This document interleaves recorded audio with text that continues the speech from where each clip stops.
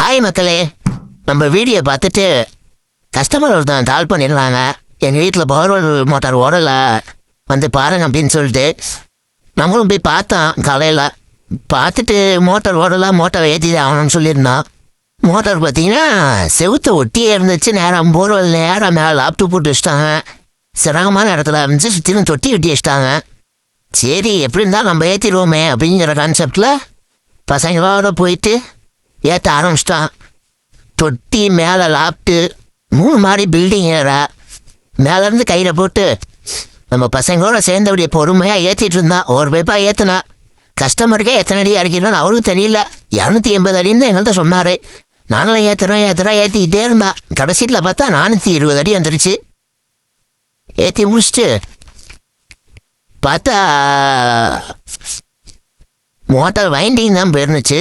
சரி அப்படின்னு சொல்லிட்டு கழட்டி கம்பெனியில் கொடுத்துடலாம், கம்பெனியில் சர்வீஸ் பண்ணி வரட்டும் அப்படின்னு சொல்லிட்டான். கஸ்டமரும் சரின்னு சொல்லிட்டாங்க. மோட்டார் கொடுத்து விட்டான். அங்கே ஏற்றிட்டு இது மாதிரி சிரமமான இடத்துல போர்வெல் இருந்தாலும் உங்கள் வீட்டை எந்த சேதப்படுத்தாமலோ எங்கள் எம்கே எலக்ட்ரீஷியன் வந்து கான்டாக்ட் பண்ணுங்கள். நாங்கள் உங்களுக்கு சிறந்த முறையில் ஏற்றி கொடுப்போம். எதையும் உழைக்காமல் நாங்கள் ஏற்றி கொடுப்போம். வீடியோவில் நீங்கள் பார்த்தாலே தெரியும். லாப்டாப் இருக்குது, கீழே தொட்டி இருக்குது, மேலே இருப்பான் இழுத்துட்டு இருக்கான். ஸோ எவ்வளோ சிரமமான இடத்துல போகிறவங்க இருந்தாலும் நாங்கள் ஏற்றி தரோம், எங்களை கான்டாக்ட் பண்ணுங்கள்.